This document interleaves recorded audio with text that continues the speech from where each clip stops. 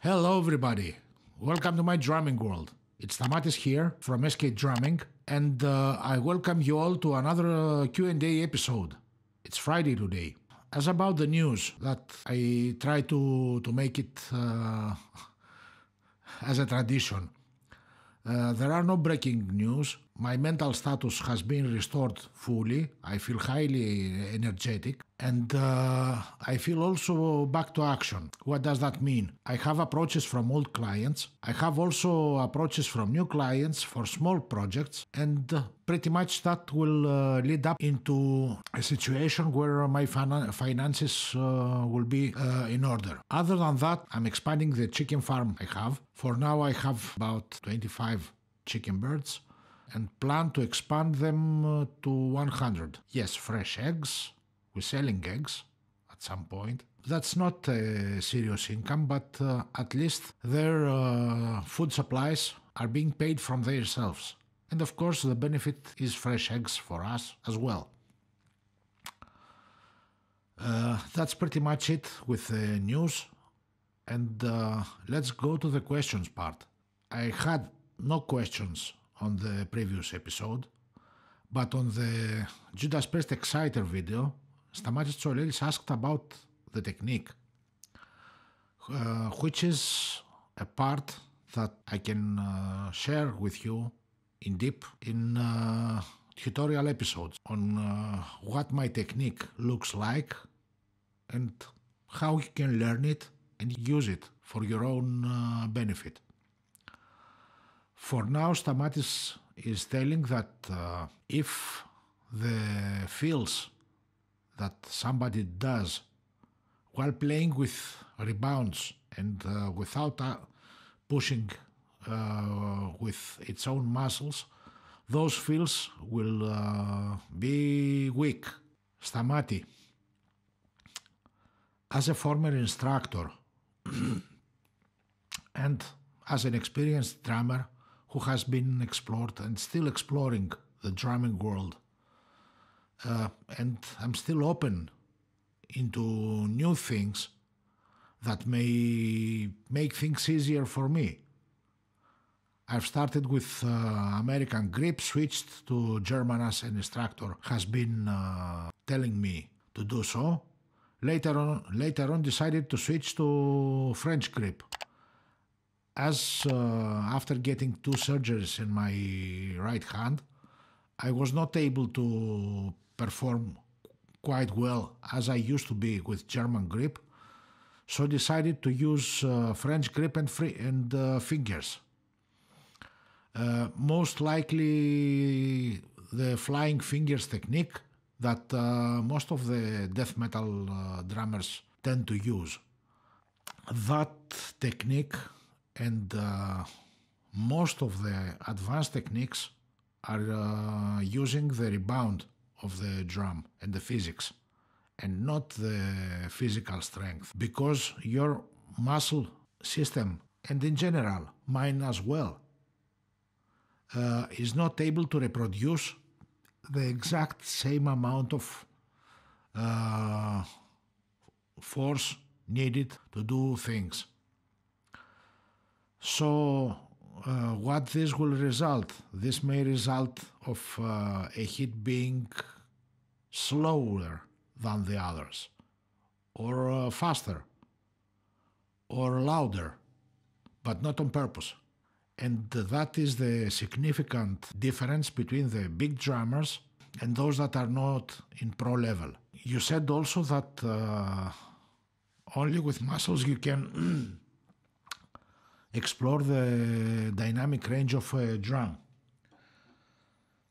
Well, my technique is about finding the balance point of the stick. With each stick, this is quite different. The rule of thumb is, it's the rule of thirds. You divide your stick into 3 equal parts, and in the division point where the stick is close to its lower end and not to its tip, is the balance point. You can identify that if you drop your stick and see it acting like that. So, when using French grip, I'm using this hand in order to demonstrate I'm using my left hand in order to demonstrate the holding of the stick. My index finger and my thumb are in the balance point. The rest are simply doing something like a hug on the stick. The French grip goes pretty much like that. But if the fingers are involved as well, looks like that. It minimizes totally the movement of the hand. The less your hand is moving, the more effective you are. And also you don't have to decrease the movement of the stick if the speed goes up. So you can go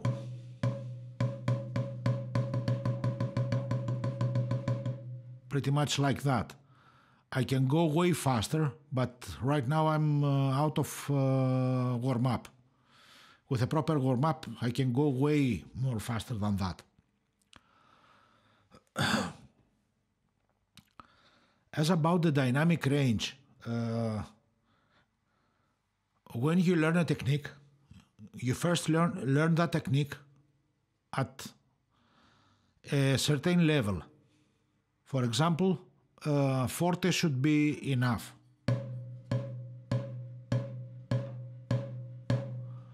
Later on, you can go even harder.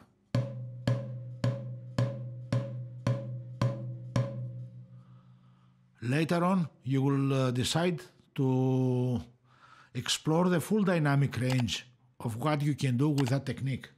So you can go for piano possibile, which is the softest you can play, to a forte possibile, which is the hardest you can play.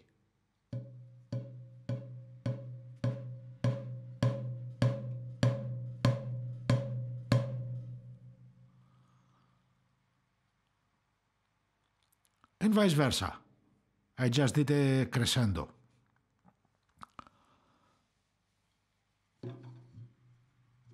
And also, this has to deal with the sticks width.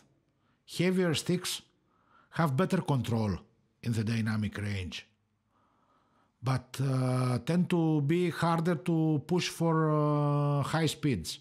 For sure, if you master the technique, you can put up to any speed you want.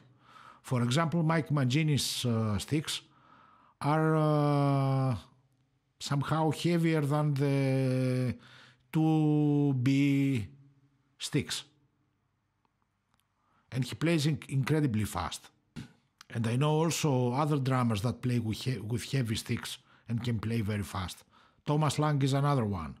Once you learn that dynamic range and how to move around that, it's pretty easy then to go hard or to go soft. And you can leverage your hand only by changing the stick's position, as I did for the forte possibile. I moved the stick higher. It needs higher altitude to perform that hit. As about these being in a mix while you play, there are two factors in the equation of how you will appear in the mix. Even if you are in a live situation or in a studio, then it's up to the sound engineer's perspective on how he will grab the signal from your kit and bring it into the mix. Whatever setup will do in the mixing desk or in the DAW to bring that magic sound out. As for the drummer perspective, you have to keep in mind that as the speed and the busy side of your drumming grows, the narrower must be the sound. So when you tune your drums, they must have the shortest decay possible, but there must be a decay. If you over muffle them, they will be pretty much like hitting a hardboard with a hammer, which is completely unpleasant.